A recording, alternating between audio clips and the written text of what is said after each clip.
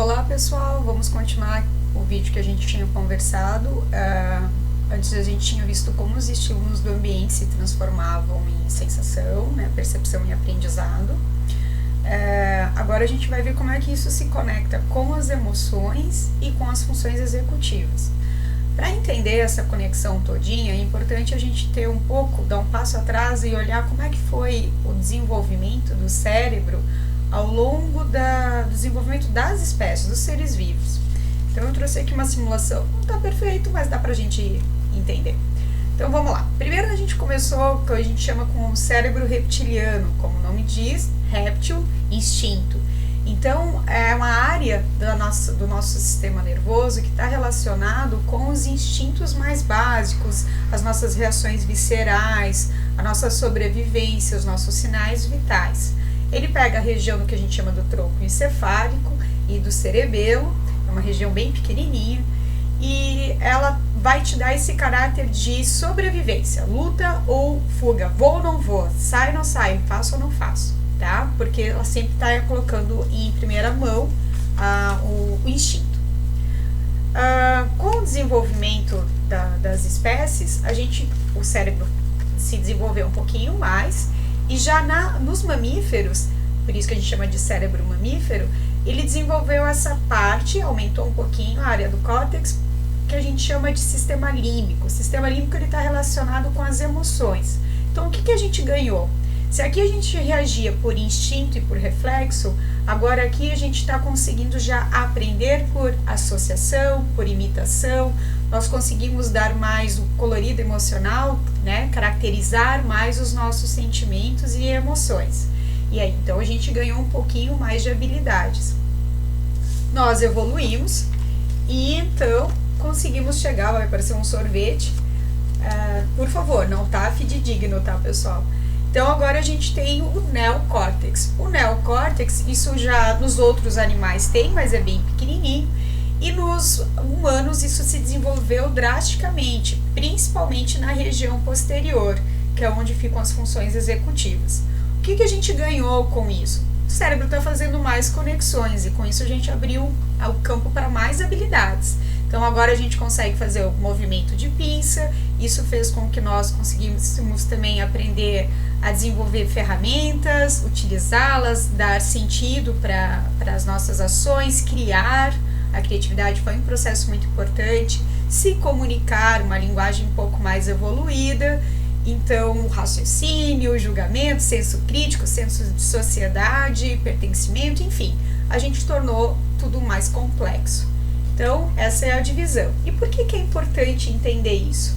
Porque essas conexões, elas fazem em todos os níveis. Então, e agora eu vou virar aqui para vocês.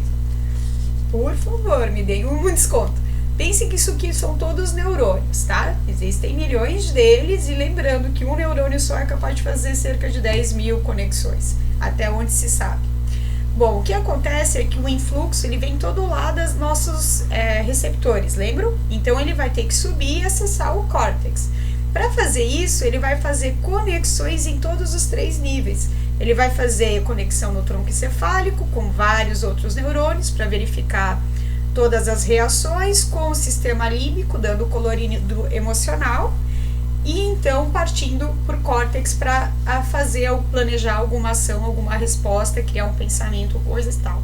Por exemplo, vem a emoção, ou vem o estímulo, ela vai te caracterizar um estado, você precisa reagir a ele. Por exemplo, eu quero mexer meus dedos. Então, eu vou precisar fazer agora todo o planejamento de retorno, que a gente chama de movimento descendente. E vou planejar, então, até chegar lá na ponta dos dedos para fazer o movimento. É assim que funciona. E isso aqui é tão real que se eu mostrar para vocês um objeto, vocês já vão ver como a emoção atua.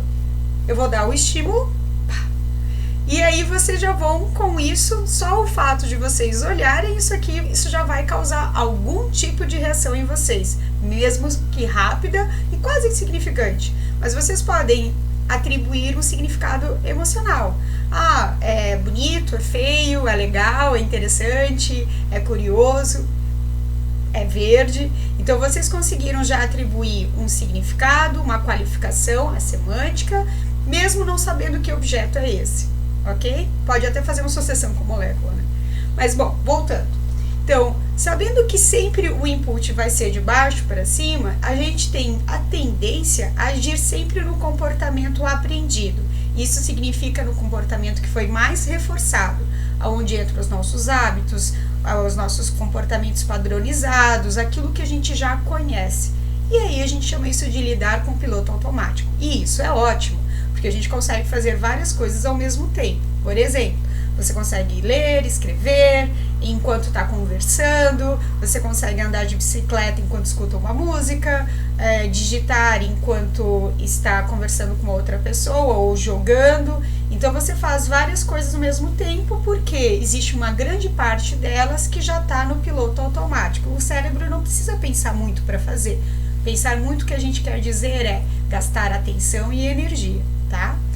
O que acontece é que nem sempre isso é vantajoso, e aí entra as funções executivas. Por exemplo, você sempre pega o ônibus para ir para a faculdade, tá? Você sabe o horário que você tem que sair, o horário que ele passa no ponto de ônibus, que você chega, tudo perfeito, alinhado. Neste dia, e você tem uma prova, ou seja, temos um grande objetivo, você perde o ônibus. Ele não apareceu, por seja qual for o motivo.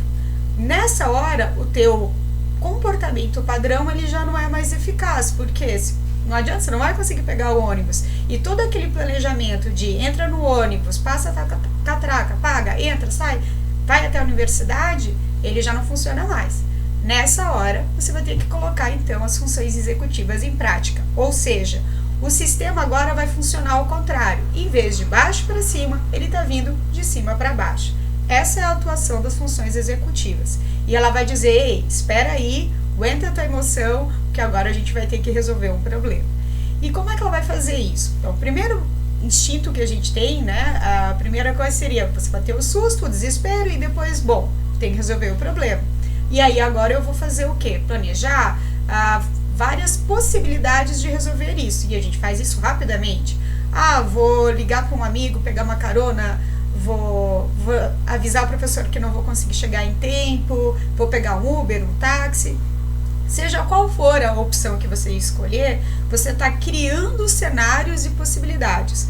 Quando você faz essa projeção de um tempo futuro que ele nem existe ainda, você está usando a flexibilidade cognitiva, ok? Você está articulando, fazendo cenários. Depois de todos esses cenários postos em mesa, você vai ter que tomar uma decisão. E aí você está usando o controle inibitório.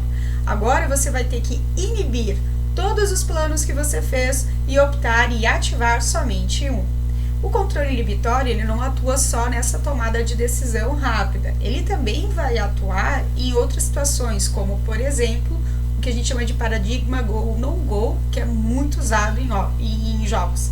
Vamos supor, sabe aquelas canetas? Então, eu chamo aquilo de paradigma no go porque é muito fácil de lembrar. Então, você tem uma ação que você tem que fazer quando o estímulo aparece. Se ele não aparecer, você não faz.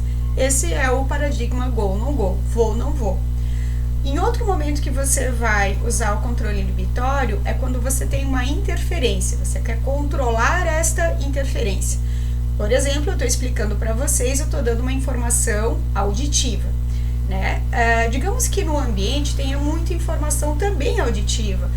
Estímulos, por exemplo, o ônibus passando, carro, gente conversando, dando risada, TV ligada. Isso faz que há uma competição de mesmo tipo de informação. Só que para você prestar atenção em mim, você vai ter que inibir tudo isso, ou deixar em segundo plano, né, plano de fundo também, como se queira chamar, e deixar mais proeminente o que eu estou falando.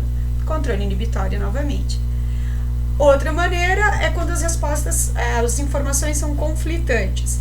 E eu acho que até coloquei um exercício sobre isso. Por exemplo, digamos que um jogo está estimulando você sempre você tem que fazer o que é falado. Porém, ele diz o seguinte, erga os braços, abaixa os braços, erga os braços, abaixa os braços, erga os braços. Perceba que a minha informação auditiva foi conflitante com a visual, por mais que o objetivo lá no início tenha sido dito, você tem que seguir a informação auditiva. Então, isso é uma informação que eu gerei um conflito, uma inconsistência. E aí também o controle inibitório atua. Eu vou ter que dizer, olha, cérebro, é o seguinte, o meu objetivo é a informação auditiva. Então, informação visual você bloqueia, inibe e deixa só proeminente a informação auditiva.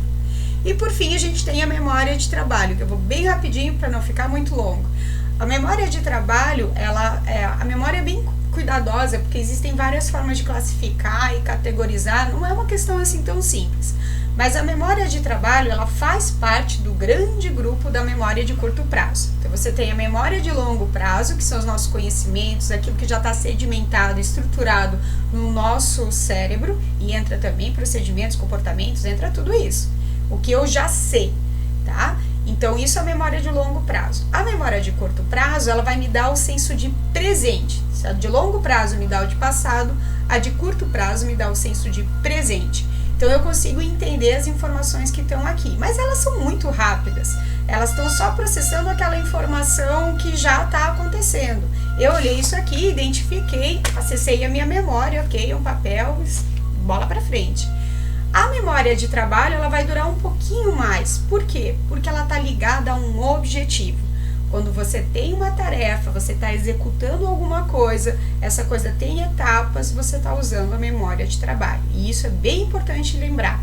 A memória de trabalho é quando eu estou executando algo ou quando eu tenho um objetivo.